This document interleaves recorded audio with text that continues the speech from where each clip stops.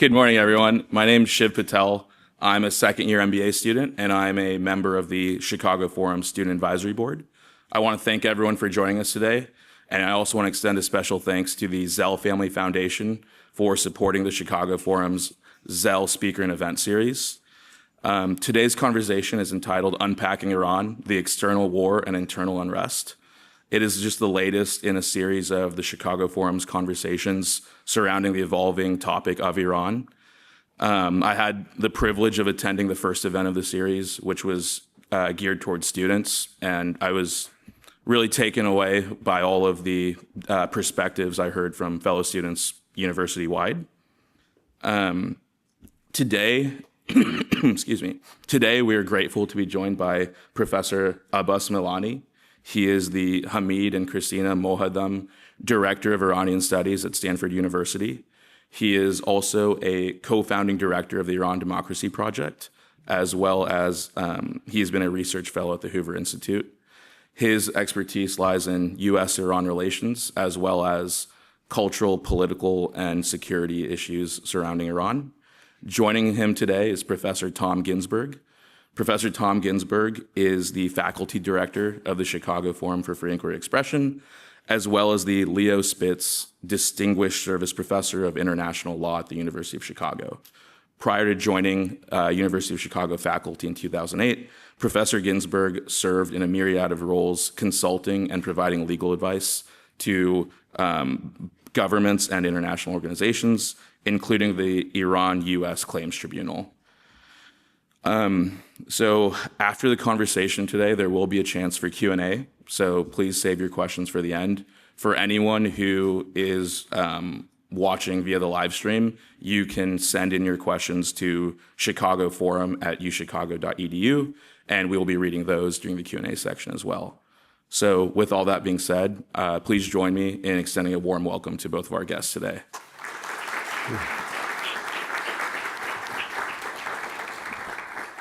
Well, thank you so much for coming, Dr. Milani. It's just an enormous honor for us. For those who've not read his work, I encourage you. It's not only the authoritative historian of modern Iran, but a beautiful writer and obviously a very humane voice that comes through. So it's great to have you here to help us unpack this. I actually want to start not with the current situation or even the history that leads up to it, but with you, with your life. Because I noticed in reading your memoir that we have something in common you might not know. We were both in Berkeley in 1968, and I was exactly 1 year old. You were a student activist, you were in protest. We were probably at some of the same protests, me on my parents' shoulders and such. But I wonder if you could talk about what it was like to come from Iran to the Bay Area and what that experience meant for you as a young person. How did it change your perspective? Well, first of all, it's a great honor to be here, truly, and be in conversation with you. I have a great debt to the Chicago tradition of inquiry, free inquiry. I've translated, actually, the work of Kolakowski, the 3 volumes of Kolakowski's work, Main Currents of Marxism. And my then wife, 45 years ago, translated Saul Bellow's Herzog. Mm-hmm. So I have lived in this atmosphere intellectually and benefited from it. I also thought that I've learned a lot from your father, but ChatGPT was lying. I thought his father was Carlo, and he wasn't. I've learned a great deal from him. So I came to Berkeley as a 15-year-old, 15 and a half to be exact. And I came from a fairly protected atmosphere, sort of a bourgeois upbringing. I went to a French school, at that time the only coeducational school, one of the only coeducational schools. And from there I was thrust into Berkeley, 1964. That's when I first came. My first entry into Berkeley was when Mario Savio was leading the student demonstrations. And to come from that atmosphere in Iran to this atmosphere, and then 3 years later to see Mario Savio as a busboy in a bar in Berkeley, it showed me aspects of America and aspects of what it means to live in a democratic society, in a free society, that just changed me drastically. And very soon I joined a group of students who were opposed to the Shah, a very small Maoist group of all brands of Marxism in the world, and I became active. But I always wanted to go back to Iran, so my activism was not open because we were afraid of Savak, what Savak might do. So I went back in '75 and began teaching at two universities, the National University at the time and Tehran University, Faculty of Law and Political Science, where I know you served in the Hague. And some of the people who were coming from the Iranian side were actually my colleagues, and some of them later my students. So I taught there till '87. But before that, in '76, I spent a year in prison as a Maoist. And for 6 months of it, I was in Evin prison, the cell block that was holding the future leaders of Iran. Almost everybody, with the exception of Khamenei. Khamenei was out of the country. Khamenei was in exile. But Montazeri, Taleghani, Rafsanjani, Haqqani, they were all there. We spent 6 months with them. It was extremely educational in many ways. Evin has been called the university, but this one was a university in a very profoundly different way. Could you see where they were going? I mean, obviously you couldn't predict the future, which side would win if the Shah ever fell, but did you have a sense of that group of people, how radical they would become? I knew how radical they were, most of them. There were a couple of them who were profoundly human, profoundly open. Mr. Taleghani, I've written about Taleghani in a book called Seymour. Taleghani was as open-minded as any person I've ever seen. But there were others who were just truly remarkable. But at that time, this is 2.5 years before the revolution. If you had told any of these people, any of them, that within 2.5 years you would rule Iran, they would suggest you go see a psychiatrist. They had not a dream even. And this isn't just true about Iran. Other revolutions are the same. I mean, Trotsky was on his way to America when the revolution happened. They didn't think that the Bolsheviks had a distant possibility. But not only they didn't know, the remarkable thing is that the Shah's regime had no clue. Mm-hmm. The Shah's regime believed that their main enemy were the left, which was a minor, small group, or the Mossadeqists, which were larger in number, but still no threat. And they thought the clergy are their allies in the fight against these two. 2 years before the revolution, and I heard this, and I've said this long ago before, and it's been confirmed from many other sources, 2.5 years before the revolution, the Savak gave these clergy, the future leaders of the revolution, the option to sign a note that says, we will criticize the regime as much as we criticize the left and Mossadeqists. If you sign that petition, they'll let you go. 2.5 years. And some of them signed and were let go. Mm. That's how wrong they were strategically. Mm-hmm. The CIA missed it just as much. The British intelligence missed it just as much. These are the two sources that I've had access to. Every evidence is that the Soviets missed it, the Israelis missed it.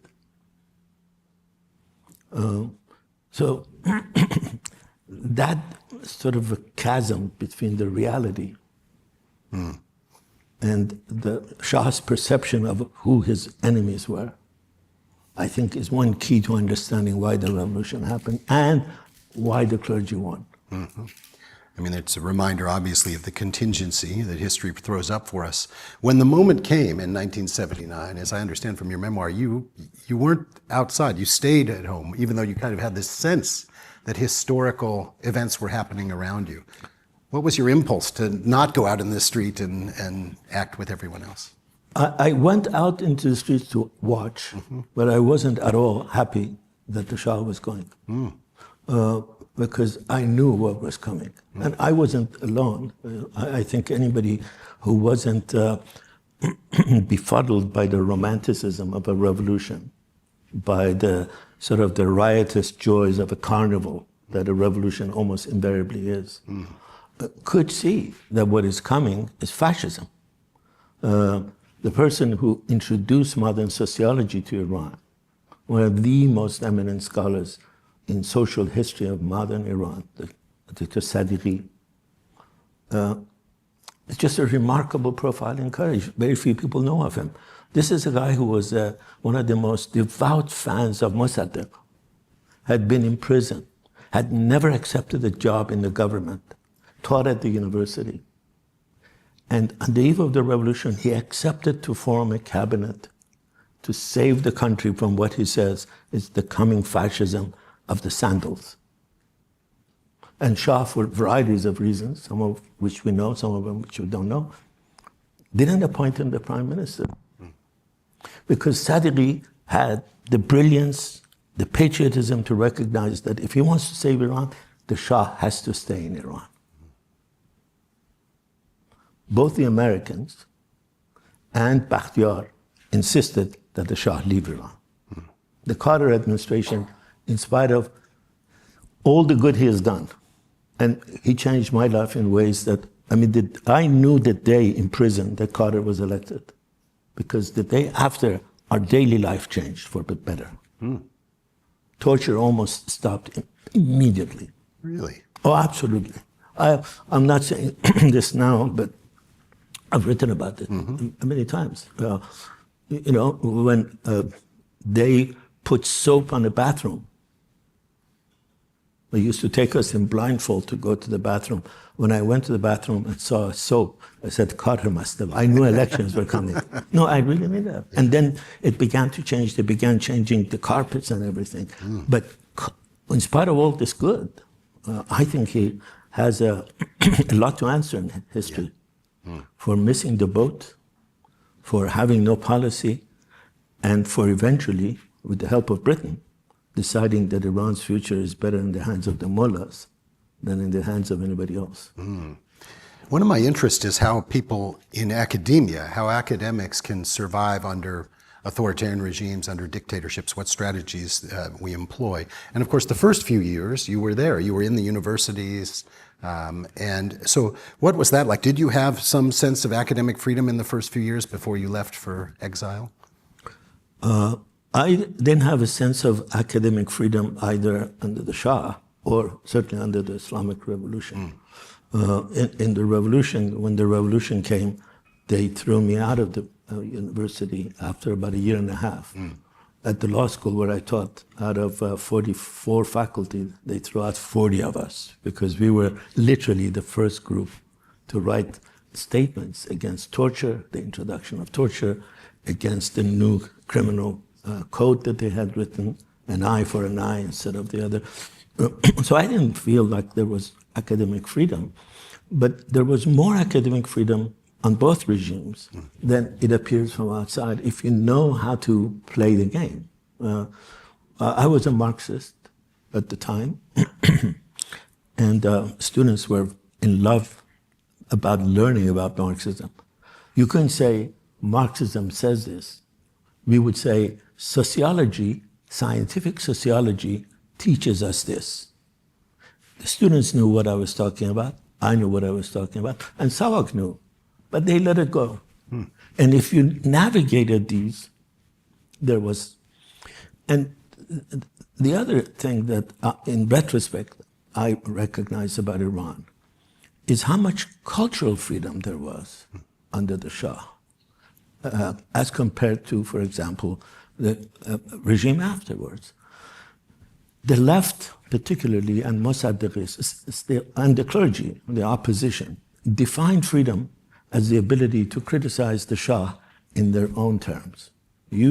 Unless you can criticize the Shah directly, then this is not a democratic system.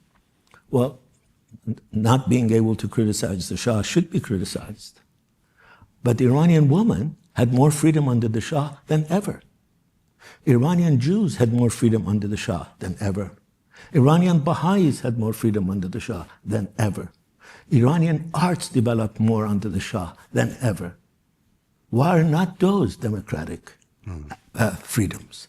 Why is democratic freedom only the right to organize as a Marxist?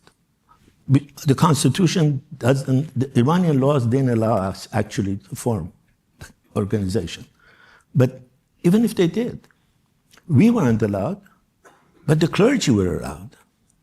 The clergy had developed this remarkable network. No one paid attention to it. The CIA missed it, the Savak missed it, the intelligence missed it. As far as we know, the Israelis missed it. Because they thought, well, it's okay to have a school that teaches the Quran. Well, it depends what they teach in the Quran. And if you don't allow me to have my mind, to speak my mind, why are you allowing the people who are attacking me a free hand? And again, I don't say this now after 50 years. Our trial, because when we were put on trial, because there were some of us who were professors like me and a couple of others, and the amnesty came, and it was a big, and there's a tape of my that trial. Parts of it have been broadcast, and there I say, why should I said, all I wanted is to contribute to a better democratic Iran. You haven't allowed me to organize legally. If you had allowed me to have, a social democratic group, I wouldn't have gone underground. So when I go back, I think we essentially, we being the opposition, and I should only speak for myself. I'm sure many in the opposition don't share that. I missed the boat on what the democracy means. Democracy doesn't just mean the right of a small minority to speak their mind. It does mean that, but it's not limited to that. If I had to go back, I would absolutely give up my right to speak directly about Marxism for the right of Iranian Jews to live in more freedom than they had ever done. The Iranian Baha'i, the Iranian woman, the Iranian Sunnis, every other of that period lived a better life than they had done before or they had done after.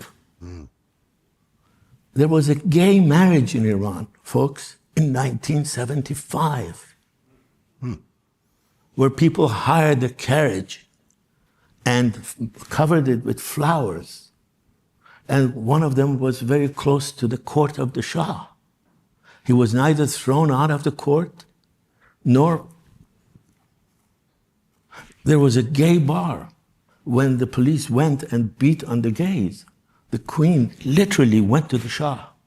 We have this from the American archives. They said, what kind of brutality is this? These people are in a bar enjoying themselves. Let them have their... That, to me, in retrospect, is as important as my right to be able to openly talk about Marxism in class. I want to turn to sort of the macro, like how did we get here? The countries are at war. And, as I sort of think about the history, I often describe it as like two particles in physics, which are, repelling each other, but still entangled. They're connected somehow.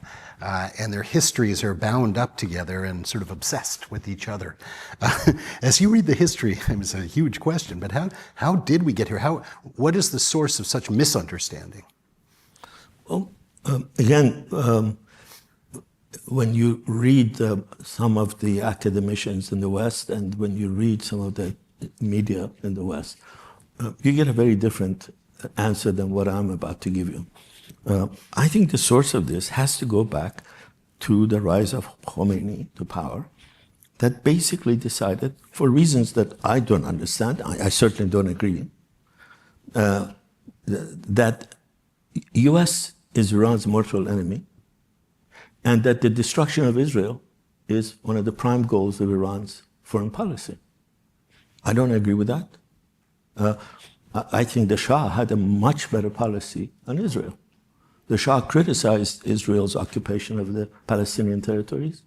The Shah repeatedly demanded that the Palestinians be given state of their own, but also had diplomatic relations with Israel. Iranian Jews have lived in Iran for 3,000 years. Jews have not had a place healthier for them than Iran. Read Bernard Lewis, who is no friend of Iran. And suddenly change that and say the destruction of the state of Israel is our prime goal, and that death to America is our policy, and that I, initially Khomeini, then I, Khamenei, ban direct negotiations with the US? Why? First of all, what is the difference between a direct negotiation and an indirect negotiation? It sounds like a childish game we play in elementary school. I don't talk to you, so don't touch me. If you want to send a message, send a message. I don't know whether they did this in elementary schools here. We certainly did it in Iran. Don't touch me, They're wasted weeks. People are dying in Iran. We don't talk to Americans directly. We send a message to Omani's prime minister, and he sends back to us the time that is lost, the precision that is lost. Why? Mm-hmm. And if you continuously say and do things against Israel and the United States, as Iran did, occupy the embassy, as Iran did, arming the Hezbollah against Israel. Well, obviously, when Israel thinks you are weakest, Israel is going to attack you. When you have a president like Trump and sees you're the weakest and has a close relationship with Netanyahu, they might use that occasion of your weakness. They have destroyed all your proxies. They have overthrown your ally Assad, for whom you have spent $70 billion. You put 100,000 missiles there. The virtually Israelis have taken all of this out before all of this. Why are you continuing on this policy? So, why Khomeini have it, I think is a complicated story. It's a very different story. Khomeini, I think, had more a visceral dislike. Mm-hmm. Khomeini had a theoretical dislike. Khomeini had read Sayyid Qutb of Muslim Brotherhood. Khomeini had translated Sayyid Qutb. What is very little known about him is that Khomeini has translated 4 of Qutb's books. 4. You read virtually every profile of Khomeini written in the last 40 years. There's no reference to the fact that this guy translated 4, and he's a good translator. Khomeini was a very eloquent speaker. Why? Because in Qutb he found something that he conceptually wanted to formalize: anti-modernity. You have to understand Iran as essentially a battle between modernity and its foes. Mm-hmm. That, to me, is you say, expanded out, that's the battle of the last century in Iran, between advocates of modernity and foes of modernity. And there is no foe more determined against modernity than the clergy. There is no one who has formulated an anti-modern narrative, very, very sophisticated, than Khomeini and Sayyid Qutb. They basically say modernity is a Jewish Christian trick, verbatim. We don't want it. We want our Islam. I wonder, I'm a constitutional lawyer, and it's a very novel constitutional arrangement, as you know, in which there's an elected government, which sort of reflects the mood of the people within a bounded set of possible people to elect, and then the supreme leader. And I wonder if there was ever a moment, maybe around Khatami's time or something like that, where our side could have done more to encourage that modernity within the regime, if you will, to the empowerment of the more moderate elements and a softening of that view? Or was it always destined to be this way? Because if you say it's Khamenei, then it seems like, well, there was not any options on our side. No, I think there were options. Again, there are academicians, there are journalists who blame the failure of an improvement in this relationship always on America, that America didn't do enough. And there are people who basically say the Iranian regime was never willing to do enough. I think the answer is a little more complicated. But there were things they could do. I think that the first thing that the U.S., I think, needs to do is develop a strategy about Iran. Mm-hmm. The U.S. has political reactions. The last time the U.S. had a strategy on Iran was Richard Nixon. Say what you will about him. You can disagree with his theory. His view was that Iran, next to Israel and next to Saudi Arabia, which at that time was a minor player, are keys to the future of the Middle East, and we should support the Shah. Don't talk to him about human rights. Don't talk to him about buying too much arms. Give him every piece of weaponry he wants except nuclear. After that, what was Carter's policy on Iran? Within the span of 6 months, he said that Iran is a despotic regime. It's a one-bullet state. It needs to have human rights. To say Iran is an island of security. To say we should support the Shah. To say the Shah has to leave Iran. What was Reagan's policy? He said, we never negotiate with these terrorists, and negotiated with them. Every American administration have since then negotiated with this regime, given it arms. If the U.S. has decided that Iran should stay, well, that's one policy. But if the U.S. has decided, as every U.S. administration has said, that Iran is its biggest threat, if you look at these national security statements, well, what are you doing about it? Do you have a long-term view? That's, to me, the first thing. In the case of Khatami, in the case of the Green Movement, I think Obama absolutely missed an opportunity. At that time, I say this because Mike McFaul has written about it. Mike McFaul is a very dear friend of mine. He and I are colleagues. We have written things. Mike McFaul was very close to Obama. And through Mike McFaul, repeatedly we told him that you need to now come out and say very strongly that the Iranian people can't take the sword to the Green Movement. He didn't do it. Because he wanted the deal. And the deal he got, I was for the nuclear deal, but I thought it was a flawed deal because it didn't include the human rights issue. And it didn't include the issue of the proxies. And I wrote it down, I don't say it now. Trump walking away from the deal, to me, was wrong. The deal was flawed, but walking away from it wasn't the way to solve it, nor is the invasion. I have always believed, and I've written this 100 times, from 2008, you can read it in the media, that I, although find this regime to be absolutely disastrous for Iran, I have never supported the attack of Iran. If Iran is to have democracy, it has to be built by the people of Iran, for the people of Iran. The U.S. neither has the moral right nor the possibility of forcing its will on the people of Iran. But now we're in the midst of attempting to do precisely that. And so I want to ask you, maybe, obviously no one can know the future, but we have a regime that looks like it will survive, at least for the moment, and with even less support from the people than it ever had. They can repress for quite a while. I mean, do you see any, I read something which described you, a 10-year-old article that said, the Iranian optimist. So is there any sign that there might be some moderation or anything like that? How do you see this kind of playing out?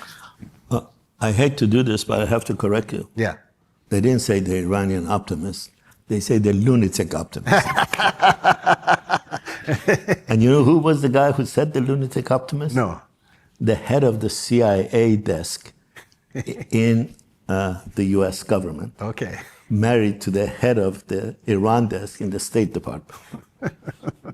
They were writing, Stanford magazine was writing a profile of me, and they hired this journalist. And he said, can we talk to somebody who can say bad things about you? I said, go talk to this guy. And he said, Milani is a lunatic optimist. I am a lunatic optimist.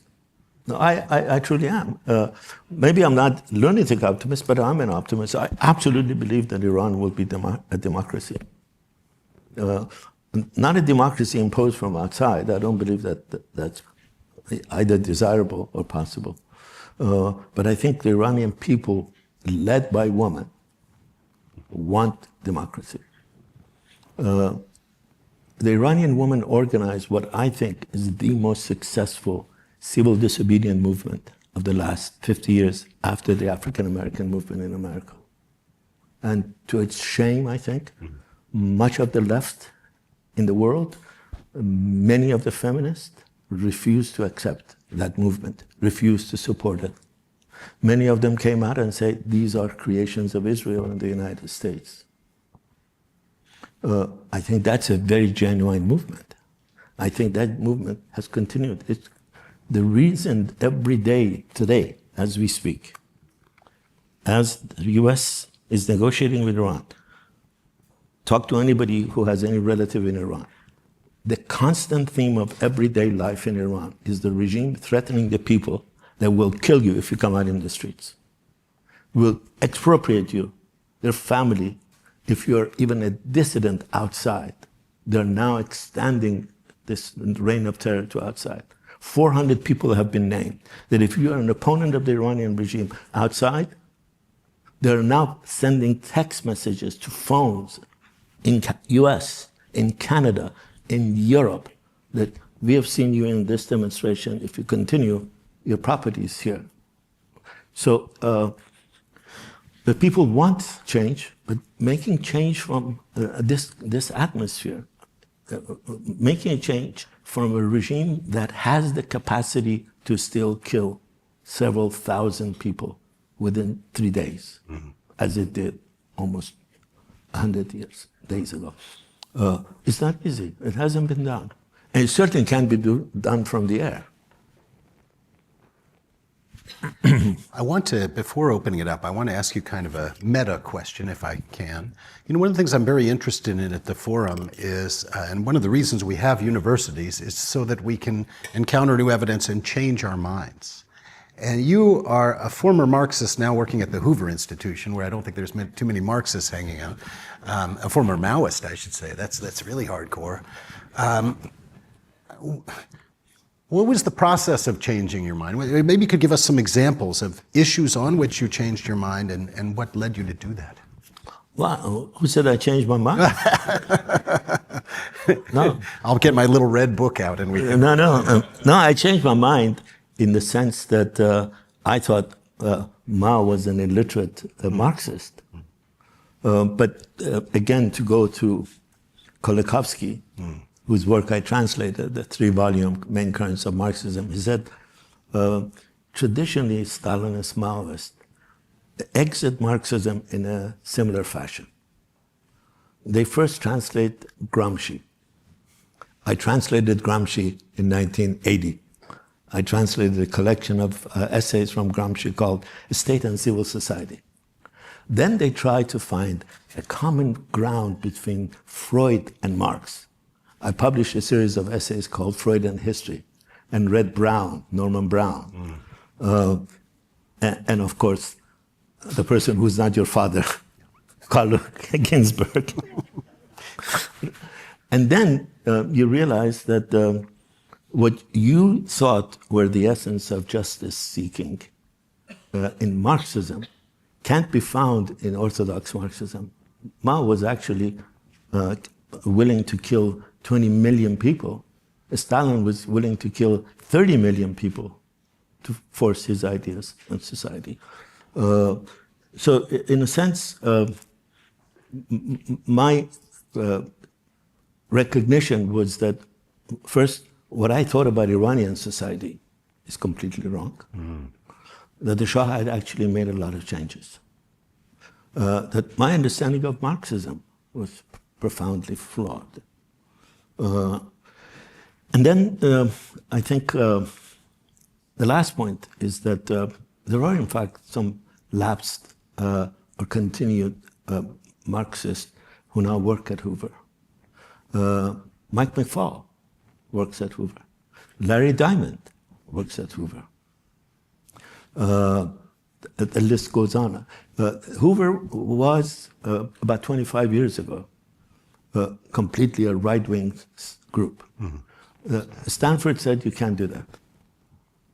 Hoover became an institution like your institution that is part of the Chicago University, became part of the university. And the university said that you can't do this kind of... So they began expanding their fellowship. And now they have 40%. The last time they did a count, 40% of the fellows are big D Democrats. Mm-hmm. Mm-hmm. Well, I do want to open it up. I know there's going to be many questions from the audience. So we do have some questions that are going to come in online. But if anyone has a question in the room, Mernush, and if you could wait for the mic here in the front. And please introduce yourself if you're willing. Hi, my name is Mernush Surush. I'm a faculty of archaeology here. I totally agree with you that we should have not thrown out whatever was achieved under the Shah, the same way that I agree with you that we should not kind of undermine whatever was achieved these past decades in Iran. But I would disagree with kind of romanticization of those aspects of modern urban society in Iran that was under the Shah, because from my perspective, working on kind of rural landscapes, hydraulic landscapes, the contrast of what you're explaining is extreme poverty that came with a lot of these big development projects, very bad top-down projects that completely destroyed the fabric of the society, both economically and culturally. And those kind of hallmarks that looked nice from outside, especially right now, should be seen in the perspective of extremely kind of traditional society that see that as some kind of humiliation and disrespect that had that backlash. And I see that said repeatedly, for example, that Obama having elected a black president was not good, and that's why we have this backlash, even in the American society. Or like, so this is, I want to say that kind of putting those kind of incidences should be seen as kind of the big picture of Iran in 30 years ago, and the fact that a lot of the society didn't like those things. Well, first of all, it's interesting you call my view romantic, and then you offer a profoundly romantic view of Iran. You think disrupting the traditional feudalism of Iran was a humiliation of the villages. Well, that's what romantics believe. That's what romanticism is. That's what Rousseau is. The notion that the noble man lives in this village. People who think like you, for example, Darush Shaigan wrote a book, Asya dar barabar Gharb. That's from an economic. We can have a long discussion. Yeah. Let's let him answer. No, please go ahead. No, go ahead. You've all heard my view. I'd like to hear your criticism. But why is the notion that the continuation of feudalism in Iran, as you see it, is better than the disruption of it? The Shah's period brought about two of the biggest migrations in Iran's 3,000-year history. One is from the village to the city. When the Pahlavis took over Iran, almost 80% of the Iranians were in the village. When the Pahlavis left Iran, the number was half of that. Today, it's 20%. That's a remarkable movement towards modernity. Everywhere, that's the movement towards modernity. That's what happened in England. Now, the romantics, from Rousseau to Darush Shaigan, and maybe you, I don't know enough about your views, but I'm talking about just the view you suggested, say, no, don't touch this. This is really the noble Iran. You should live in that village that doesn't have drinking water. I told this to Darush Shaigan when he wrote the book. The transcript of the discussion is there. Dariush Shaigan, Meskoob, Davari, and me. And I said, you want to live in that village that you say is the most beautiful thing and that modernity destroyed it? The Indians would have been happier drawing water than this modern. I don't. Maybe you do. But my view is no less, no more romantic than your view. That's what romanticism with a big R means. The second movement that the Pahlavi era brought about, equally important, is for women, from the inside the house to the outside the house. Reza Shah made possible the movement of Iranian women in the streets. That is a remarkable movement. Reza Shah put windows in houses so women can look at the outside. Reza Shah, with absolute brutality, put down the mullahs who didn't want women to go to school. That's from the top. But the woman who lived in Iran at the time didn't think like you. Women who lived in Iran at the time, read some of their memoirs. They say, we want to go to school. We want to have the right to be in the streets. We as Jews want to live everywhere in Iran. We don't want to live in our neighborhoods. That's a movement that Reza Shah broke and Mohammad Reza Shah continued. We're going to take one from online. This question has come in from our virtual participants, and a reminder for virtual participants to email their questions in. Dr. Milani, you've described the Islamic Republic as fundamentally anti-modern, but at the same time, it has become effective at resonating with Western audiences, especially through the language of anti-imperialism and resistance, and often through propaganda. What mechanisms allow this paradox to function? The mechanism that has allowed it to function is a very clever architecture of narrative. Khomeini and Khamenei both completely understood what is going to appeal to the Western left, what is going to appeal to even some of the feminists. What is Khomeini initially appeared on the political horizon in Iran. I don't know why I'm looking at the speaker like a moron. I think the voice has come from there, so I must be there. I need to have my IQ checked. So don't look there. Yeah. But the people are out there. They can yes, see I know. I finally realized that that's not where the camera is. What was I saying? Yeah. You were Narrative. Propaganda. Khomeini appeared on the political horizon, on the national level, opposing two things: the right of women to vote, and the American that law that the Shah passed that gave Americans capitulation rights in Iran. The Shah wanted American military advisors.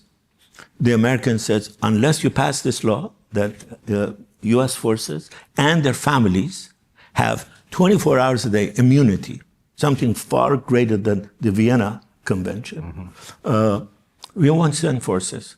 And I've written in detail about this in the Persian Sphinx. And under direct pressure of the Shah, the Majlis passed the law. Khomeini spoke out against it. Spoke brilliantly, defiantly. And that put him on the map as someone who is an anti-imperialist. To me, he was a xenophobe. But clearly understood that in order to not appear that he's anti-modern, but is anti-imperialist, he needs to pick and choose very carefully. Khomeini was a brilliant politician. I know the only person that compares to Khomeini in terms of his political savvy is Reza Shah. I've just finished a book about Reza Shah. 20th century history of Iran is a battle between Reza Shah and Khomeini. And both of them were very careful with the language. Khomeini is brilliant. It's as if you've read about Lenin, people say he was monomaniacally accurate. He always spoke on line. He didn't say a word more, a little less. He knew exactly how to say what he wanted. Khomeini exactly knew this.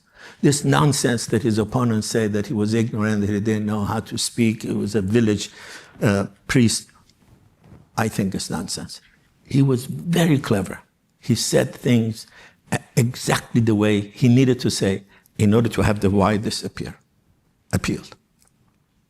And he, after that, continued to couch his language, his discourse, very much in a way that would appeal to the anti-imperialists.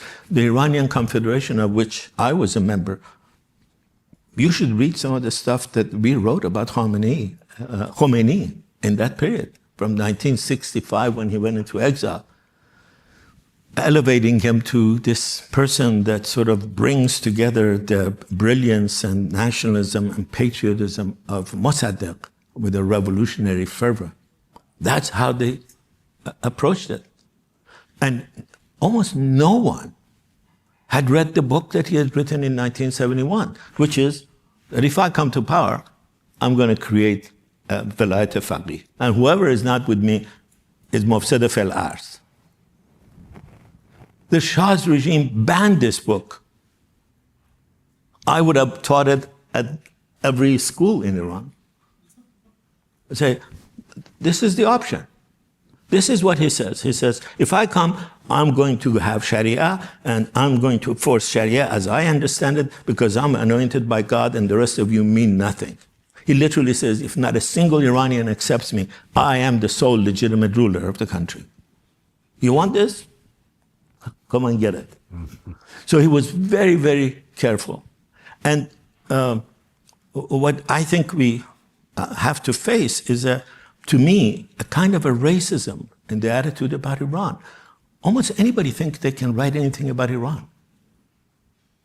Journalists who don't know a word of Persian, scholars who don't read Farsi, write eloquently, they think, about Iran. If they do that about almost any other non-third world country, they would be laughed out of the academy. Can you imagine somebody in the American academia writing about American politics and not knowing English? And getting tenured in American politics? It can't happen. But in Iran, it can. Anybody can talk about Iran and write about Iran. One of the best books about 53, one of the most commonly read books about 1953, is written by a journalist, very competent journalist, but knows nothing about Iran other than what he reads in English. He wrote a book about Mossadegh's coup, based on essentially one document, the CIA. You can't write history, a serious history of that event, without consulting other sources, without consulting Iranian sources. There are Iranians who have written about this. So the dilemma we have is that, oftentimes the most influential pundits in the West are people who maybe have flown over Iran, but Iran is, when I read the title that I think you chose for the talk, Unpacking Iran, I was really afraid. I said, this is a 12,000-year history. For 12,000 years, people have lived there. The Ilam culture, one of the most remarkable. We just had a gentleman, an anthropologist, give a talk about civilization. He says, everybody says Iran has 3,000-year history. Wrong by 9,000 years. Iran has 12,000-year history. Iran has given us the first monotheistic religion in the world. Iran has given us one of the best architectural traditions in the world. Nietzsche has written one of his most important books inspired by that first monotheist religion. You can't unpack that in an hour. You have to have humility when you come to Iran. This is a complicated place. You can't just think that because, as one scholar I asked him, I said, your expertise in some country in Saudi Arabia, what are you writing about Iran? He said, Iran is sexy. You can't write about Iran just because it's sexy. You can, but the fact that you get published and academic presses publish you. Can you imagine doing that with any other culture? We had a question over here somewhere, please. Hi. And if you could introduce yourself. Absolutely. My name is Sina. I'm a fourth-year PhD student here in U Chicago. In your speech, you said that you don't agree with war. So my question is, given that the government just kills people and then won't let any peaceful protest or anything, how do you think that would be possible for people to have a country or have a freedom that they deserve? When I say I don't believe that there is a military solution to the problem, I did not mean that the West, the international community, should not or cannot help Iran. They should help Iranians fight this battle in a more equitable way. One way is to help the Iranian Democrats. Right now, the only way out of Iran is by Starlinks. The United States has the capacity to make this kind of a linkage. The United States, the West, has the capacity to break the Iranian regime's iron hold on social media. They should end that. They should help the Iranian society. And they should diminish the ability of the regime to suppress. Cut off their funds. This regime absolutely these people who are killing people right now are not doing it, as far as I understand it, because of ideology. They are sandiskhor. They're based on rent. They're based on the monies, extra monies, possibilities that they get. They're running out of that possibility. They're bringing in people from Hashd al-Sha'bi, Kataib, Zainabiyun, Fatimiyun in the last few weeks, parading them in the streets, threatening the Iranian people by bringing in these foreign mercenaries, called the axis of resistance. Make that more difficult. Freeze their assets. Throw them out of international organizations. The fact that Iran would be in the United Nations in a women's rights group is a shame to the United Nations. The fact that, right now, we can't bring an Iranian dissident to give a talk at Stanford. We can't bring Iranian students to study at Stanford. 5,000 of the best and brightest Iranians are about to be thrown out of this country. That's madness. These are the people who are going to change this regime. Marines are not going to do it. Iranians are going to do it. Throwing these 5,000 is contrary to U.S. interests, contrary to everything America stands for, and absolutely contrary to what Iran needs. Why shouldn't we be able to bring dissidents?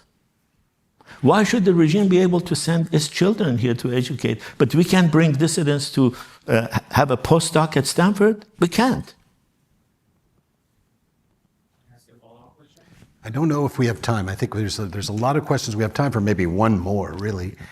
So maybe I'll turn to this young lady in the back, you. We're going to have, by the way, a reception afterwards, so we're going to have plenty of time for discussion. Hi, thank you. I'm a PhD candidate in the art history department. I wanted to ask whether you can elaborate a little bit more on the notion of modernity that you talked about. And also, I was wondering, what is your assessment of opposition groups at the moment? Is it going anywhere or not? Yeah. Thank you. Well, the first one I'm much more interested in because I have literally spent much of my adult life writing about that. I have a view of modernity that is almost different than most people have. I don't believe this Eurocentric view that modernity began in the West. That's, to me, nonsense. We have, from 9th century to the 14th century in Iran. And I've written about this in 2 Farsi books and 1 English book. One is called Lost Wisdom. The other one is called Tajaddud wa Tajaddud Setizi در Iran, and the other one is called Sayyad Sayyah. I'm not trying to sell books, obviously. All of these are possible to download for free, fortunately, everywhere. So there is this Eurocentric view that anything that is good has come from the West. And that Iranians, if they want to be modern, Tagizadeh famously said they have to become in their bread and bone Western. Nonsense. Humanism, they say, comes from the West. I don't think they have read Sa'di. Sa'di is a profound humanist. I just wrote a book with a colleague called Humanism at Sa'di. Literally 200 years before the word humanism reaches the political discourse, Sa'di talks about humanism, describes humanism.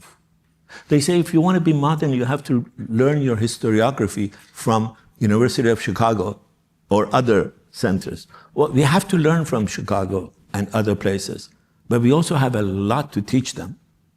We have Bayhaqi, which was 900 years ago, one of the most brilliant works of historiography. And part of what happened is that 2 groups appeared in Iran in the last century who told us modernity is Western. One, the mullahs, who didn't want modernity.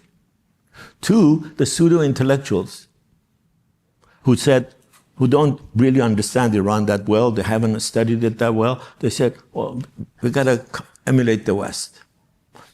Change the alphabet. Self-cognition, self-assertive individualism is the core of modernity. We had 900 years ago, the book, because it's about modernity and we want to, I'm a lunatic optimist, I want to end on a happy note. Yes. We had Visa Ramin. I don't know how many of you have heard the word Visa Ramin. How many of you have read it? There is now a Farsi translation of it, the English translation, Dick Davis has translated. It is more remarkable than Madame Bovary about its assertive woman characters. Iranian Shahnameh is filled with these brilliant women. 180 years ago, almost 170 years ago, we had Qurratulain, a woman, brilliant, erudite, poet, who tears her veil and gives a talk in Iran. And the sight is so remarkable that people of her own faith, the Babis, one of them is so shocked and surprised, takes a throat to his own, a knife to his own throat. Another one tries to attack, and these are Babis, these are the reformers who are trying to reform the religion. That tradition of modernity, that sense of language, they talk about modernity, imagined community, a language that is the cement of identity. Well, we've had that for 1,000 years. We had Shahnameh. These pseudo-intellectuals who say, well, and not just pseudo-intellectuals, clergy too, they said the idea of Iran is a Western concoction. Sayyid Qutb literally says, he says, patriotism, nationalism is a Judeo-Christian trick because they want to undermine Ummat. Well, we've had the notion of Iran for over 2,000 years. Who are you, the pseudo-intellectual in the West, whether Iranian or otherwise, to tell us that we shouldn't begin our modernity by understanding ourselves? Modernity, Renaissance, means rebirth. Study Iranian architecture. Read Byron, who says almost everything we call Islamic architecture comes from Iran. And Byron, when he wrote this, The Road to Oxiana, that is considered one of the most brilliant art history accounts. He travels to Iran. He can't go to a mosque in Iran. He has to bribe somebody to go to a mosque. The second time he comes back, he can go because Reza Shah has opened the mosque for everyone to visit. He has opened it with brute force, but he has opened it for a different Iran. Maybe I'm romantic, but I'm also a lunatic, so thank you.